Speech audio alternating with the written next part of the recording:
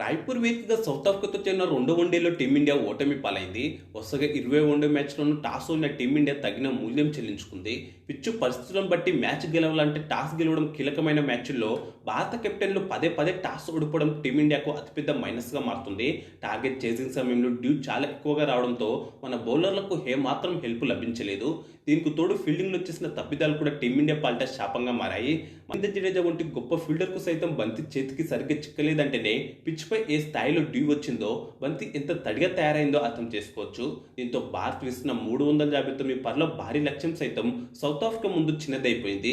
చివరి ఓవర్ వరకు మ్యాచ్ హోరాహోరీగా సాగి తీవ్ర ఉత్కంఠ రేపినప్పటికీ చివరికి భారత్కు నిరాశ మిగిలింది. రుతురాజ్ గైక్వాడ్, విరాట్ కోహ్లీ సాధించిన సెంచరీలు వృధా అయిపోయాయి. అయితే విరాట్ కోహ్లీ తాను సాధించిన సెంచరీతో ఏకంగా 5 ప్రపంచ రికార్డులను బద్దలు కొట్టాడు. అలాగే 350 పరులకు పైగా లక్ష్యాన్ని అత్యధికంగా 3 సార్లు ఛేదించిన తొలి జట్టుగా సౌత్ ఆఫ్రికా చరిత్ర సృష్టించింది. ఈ జాబితాలో ఇండియా కూడా 3 సార్లతో మొదటి స్థానంలో ఉంది. అంతేకాకుండా ఇండియాపై రెండో అత్యధిక లక్ష్యం ఛేదించిన జట్టుగా కూడా సౌత్ ఆఫ్రికా నిలిచింది. ఈ మ్యాచ్లో టాస్ గెలిచిన సౌత్ ఆఫ్రికా ముందుగా బౌలింగ్ ఎంచుకుంది. టీమిండియా తమ తుది జట్టులో ఎలాంటి మార్పులు చేయలేదు. కానీ సౌత్ ఆఫ్రికా మాత్రం 3 మార్పులు చేసింది. కెప్టెన్ బౌమాతో పాటు లుంగి ఇంగిడి, కేశవ్ మహారాజ్ తుది జట్టులోకి వచ్చారు.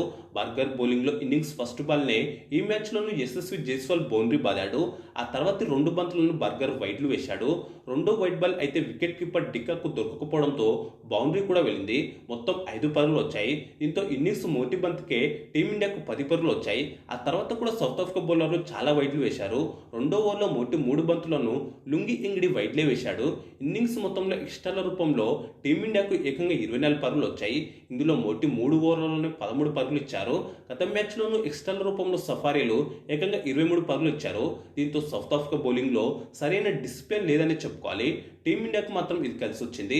బర్గర్ వేసిన 5 ఓవర్లో రోహిత్ శర్మ హ్యాట్రిక్ 4 బాదాడు. కానీ 5వ బంతికి wicket keeper de Kock catch out అయ్యాడు. నిజానికి సౌండ్ రాకపోవడంతో దాన్ని ఫీల్డ్ ఎంపైర్ అవుట్ ఇవ్వలేదు. కానీ చివరి క్షణంలో సౌత్ ఆఫ్రికా రివ్యూకి వెళ్ళింది. థర్డ్ ఎంపైర్ రివ్యూలో ఆల్టా ఎడ్జ్లో బంతి బ్యాట్కు చిన్న స్పైక్ వచ్చింది. దీంతో థర్డ్ ఎంపైర్ అవుట్గా ప్రకటించాడు. 40 పరుగుల వద్ద టీమిండియా తొలి వికెట్ కోల్పోయింది. 3 ఫోర్లతో 8 బంతుల్లో 14 పరుగులు చేశాడు రోహిత్ శర్మ. ఆ తర్వాత క్రీజ్లోకి వచ్చిన విరాట్ కోహ్లీ గత మ్యాచ్ ఫామ్ను ఈ మ్యాచ్లోనూ కొనసాగించాడు. ఎదుర్కొన్న 4వ బంతిని 6 బాదాడు. తన వన్డే కెరీర్లో మొదటి 6 బంతుల్లోని 6 కొట్టడం కోహ్లీకి ఇది 6వసారి. ఆ కాసేపటికే మార్కో యాన్సన్ వేసిన 10వ ఓవర్లో మరో ఓపెనర్ యశస్వి జైస్వాల్ అవుట్ అయ్యాడు.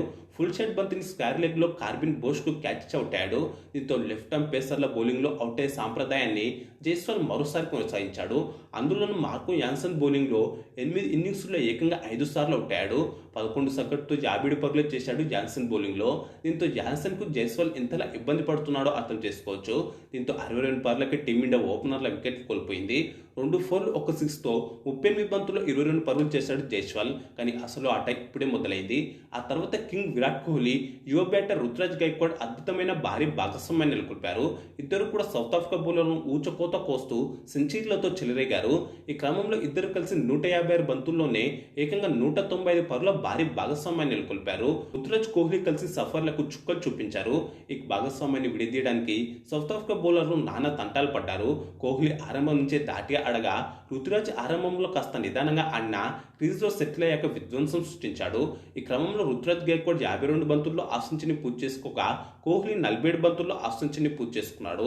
ఇక హాఫ్ సెంచరీల తర్వాత కోహ్లీ రుతురాజ్ గేర్ మార్చారు. దాటిగా బ్యాటింగ్ చేస్తూ 4లు 6లతో స్కోర్ బోర్డును పరుగులు పెట్టించారు. సౌత్ ఆఫ్రికా బౌలర్లను ఊచకోత కోశారు. స్పిన్నర్ కేశవ్ మహారాజ్ వేసిన 28వ ఓవర్లో రుతురాజ్ గైక్వాడ్ 2 ఫోర్లు 1 సిక్స్ బాదాడు. దీంతో 30 ఓవర్లోనే బాస్ స్కోర్ 200 దాటింది. బాస్ వేసిన 34 ఓవర్లో గైక్వాడ్ 2 ఫోర్లు, కోహ్లీ ఓ 4 బాదారు. ఈ క్రమంలో 76 బంతుల్లోనే తన తొలి వన్డే సెంచరీని పూర్తి చేసుకున్నాడు రుతురాజ్ గైక్వాడ్. శ్రేయస్ అయ్యర్ గాయపడడంతో జట్టులో స్థానం సంపాదించుకున్న గైక్వాడ్ వచ్చిన అవకాశాన్ని అద్భుతంగా ఉపయోగించుకున్నాడు. అంతేకాకుండా రుతురాజ్ గైక్వాడ్ ఇప్పటి వరకు మొత్తంగా ఓపెనర్గానే ఆడాడు. 4వ స్థానంలో ఆడడం ఈ సిరీస్లోని మొదటిసారి. అయినప్పటికీ సత్తా సట్టి సెంచరీతో చెలరేగాడు. 7కు పైగా రన్ రేట్తో టీమిండియా స్కోర్ బోర్డు పరుగులు పెట్టడంతో 35 ఓవర్లలోనే స్కోర్ 250 దాటింది. అయితే ఎట్టకేలకు మార్కో యాన్సన్ వేసిన 36వ ఓవర్లో ఈ భాగస్వామ్యం బ్రేక్ అయింది. భారీ షాట్కు ప్రయత్నించి డీప్ జోచ్కి క్యాచ్ ఇచ్చి రుతురాజ్ గైక్వాడ్ అవుట్ అయ్యాడు. దీంతో 257 పరుల వద్ద టీమిండియా 3వ వికెట్ కోల్పోయింది. 126 స్ట్రైక్ రేట్తో 83 బంతుల్లోనే 105 పరుగులు చేశాడు రుతురాజ్ గైక్వాడ్. రుతురాజ్ ఇన్నింగ్స్లో 12 ఫోర్లు 2 సిక్స్లు ఉన్నాయి. అనంతరం కెప్టెన్ రాహుల్తో కలిసి ఇన్నింగ్స్ను ముందుకు తీసుకెళ్లిన కోహ్లీ 90 బంతుల్లో సెంచరీని పూర్తి చేసుకున్నాడు. వరుసగా 2వ వన్డేలోనూ కోహ్లీ సెంచరీ చేశాడు. వన్డేల్లో కోహ్లీకి ఇది 53వ సెంచరీ. 3వ స్థానంలో బ్యాటింగ్ చేస్తూ 46వ సెంచరీ. అలాగే అన్ని ఫార్మాట్లలో కలిపి కోహ్లీకి ఇది 84వ సెంచరీ. కానీ సెంచరీ చేసిన వెంటనే లుంగి ఇంగ్లీ వేసిన తర్వాతి ఓవర్లోనే అంటే 40వ ఓవర్లో మాక్రమ్కు క్యాచ్ ఇచ్చి కోహ్లీ అవుట్ అయ్యాడు. దీంతో 285 పరుగుల వద్ద భారత్ 4వ వికెట్ కోల్పోయింది. 109 స్ట్రైక్ రేట్తో 93 బంతుల్లో 102 పరుగులు చేశాడు కోహ్లీ ఇన్నింగ్స్లో 7 ఫోర్లు 2 సిక్స్లు ఉన్నాయి.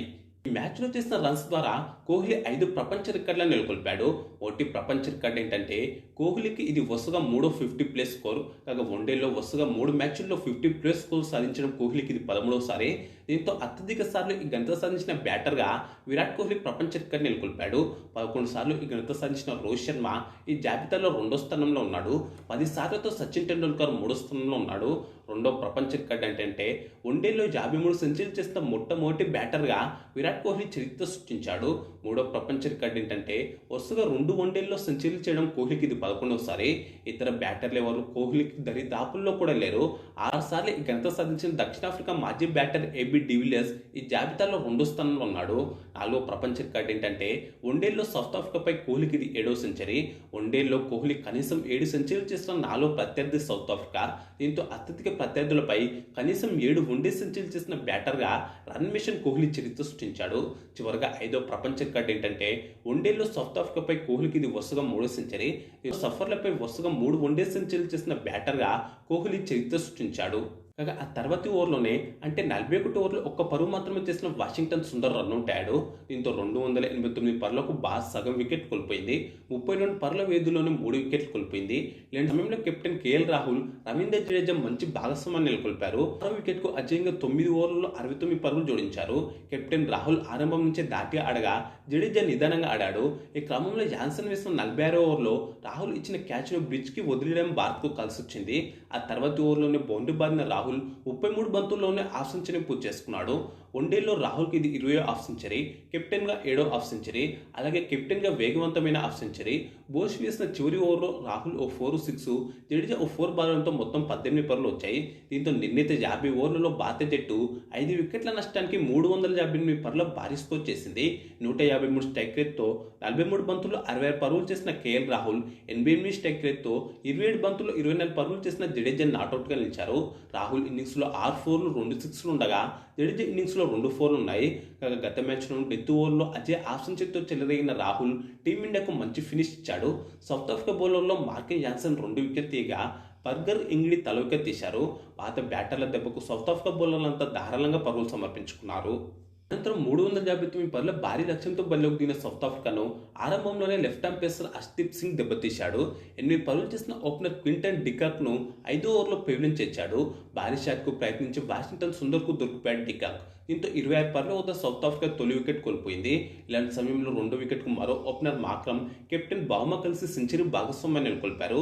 ఈ క్రమంలో మార్క్రమ్ 52 బంతుల్లో హాఫ్ సెంచరీ పూర్తి చేసుకున్నాడు. అయితే కుల్దీప్ యాదవ్ వేసిన 18 ఓవర్లో మార్క్రమ్కు ఓ లైఫ్ వచ్చింది. ఆ ఓవర్లో మార్క్రమ్ భారీ షాట్ ఆడగా బౌండరీ లైన్ వద్ద ఫీల్డింగ్ చేస్తున్న యశస్వి జైస్వాల్కు క్యాచ్ వెళ్ళింది. కానీ దాన్ని జైస్వాల్ వదిలేశాడు. ఆ తర్వాత మార్క్రమ్ మరో 50 పరుగులు చేశాడు. అక్కడే మార్క్రమ్ను అవుట్ చేసి ఉంటే మ్యాచ్ ఫలితం మనకు అనుకూలంగా వచ్చే అవకాశం ఉండేది. నిజానికి చాలా మ్యాచ్ల్లో జైస్వాల్ ఫీల్డింగ్ ఫెలవంగా ఉంటుంది. దీంతో అతను ఫీల్డింగ్లో మెరుగవలసిన అవసరం చాలా ఉంది. కానీ కుల్దీప్ వేసిన 20 ఓవర్లో కోహ్లీ స్థానం సబ్స్టిట్యూట్ ఫీల్డర్గా వచ్చిన తిలక్ వర్మ బౌండరీ లైన్ వద్ద అద్భుతం చేశాడు. 6 వెళ్లే బంతిని గాల్లోకి ఎగిరి మరీ క్యాచ్ పట్టుకుని ఆపాడు. కాల్ బౌండరీ లైన్ అవతల నేలకు తాకడానికి ముందే బంతిని మైదానంలోకి వదిలాడు. దీంతో 6 వెళ్లాల్సిన ఆ బంతికి కేవలం ఒకే ఒక్క పరుగు వచ్చింది. ఇక ఈ భాగస్వామ్యాన్ని 21 ఓవర్లో పేసర్ ప్రసిద్ధ్ కృష్ణ విడిచాడు.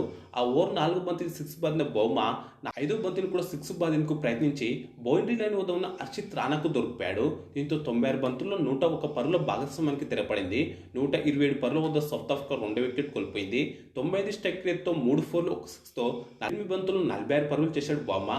అనంతరం బ్రెచ్కీతో కలిసి మూడో వికెట్కు 55 బంతుల్లో 70 పరుగులు జోడించాడు మాక్రమ్. ఈ క్రమంలోనే 88 బంతుల్లో సెంచరీని పూర్తి చేసుకున్నాడు. వన్డేల్లో మాక్రమ్కి ఇది 4వ సెంచరీ, ఇండియాపై తొలి సెంచరీ. ఈ భాగస్వామ్యాన్ని 30 ఓవర్లో హర్షిత్ రాణా విడదీశాడు. భారీ షాట్కు ప్రయత్నించి బౌండరీ లైన్ వద్ద ఉన్న రుతురాజ్ గైక్వాడ్కు దొరికిపోయాడు మాక్రమ్. దీంతో 197 పరుగుల వద్ద సౌత్ ఆఫ్రికా మూడో వికెట్ కోల్పోయింది. 112 స్ట్రైక్ రేట్తో 10 4లు 4 సిక్స్లతో 98 బంతుల్లో 110 పరుగులు చేశాడు మాక్రమ్. అనంతరం 4వ వికెట్కు బ్రేవిస్ బ్రెచ్కి కలిసి 63 బంతుల్లోనే 92 పరుగులు జోడించారు. ఈ క్రమంలో ఇద్దరు కూడా హాఫ్ సెంచరీలతో చెలరేగారు. బ్రెచ్కి తన సూపర్ ఫామ్ను ఈ మ్యాచ్లోనే కొనసాగించాడు. అతను బాల్ టు బాల్ ఆడగా బ్రేవిస్ దాటి ఆడాడు. 49 బంతుల్లో బ్రెచ్కి హాఫ్ సెంచరీని పూర్తి చేసుకున్నాడు. గత మ్యాచ్లో బ్రెచ్కి హాఫ్ సెంచరీ చేశాడు. వన్డేలో అతనికి ఇది 6వ హాఫ్ సెంచరీ. ఆ తర్వాత బ్రేవిస్ కూడా హాఫ్ సెంచరీ చేశాడు, అది కూడా 33 బంతుల్లోనే. 40 ఓవర్లోనే సౌత్ ఆఫ్రికా స్కోర్ 280 దాటింది.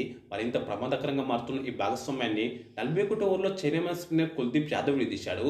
కుల్దీప్ బౌలింగ్లో 6 కొట్టి కెరీర్లో తొలి వన్డే హాఫ్ సెంచరీని పూర్తి చేసుకున్న బ్రేవిస్ తర్వాతి బంతిని కూడా 6కు ప్రయత్నించి బౌండరీ లైన్ వద్ద ఉన్న జైస్వాల్కు దొరికిపోయాడు. దీంతో 289 పరుగుల వద్ద సౌత్ ఆఫ్రికా 4 వికెట్ కోల్పోయింది.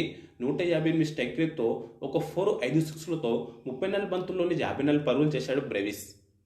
అనంతరం బ్రిడ్జ్కి డి జోర్జీ కలిసి ఇన్నింగ్స్ను ముందుకు తీసుకెళ్లారు.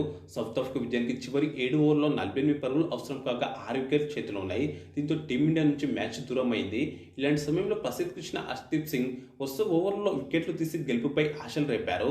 5 4లతో 64 బంతుల్లో 68 పరుగులు చేసిన బ్రిడ్జ్కి 44 ఓవర్లో ప్రసిద్ధ్ కృష్ణ కీలకమైన జాన్సన్ను 2 పరుగులకి 45 ఓవర్లో హర్షదీప్ సింగ్ పేరును చేర్చారు. దీంతో 322 పరుగులకు సౌత్ ఆఫ్రికా 6 వికెట్ కోల్పోయింది.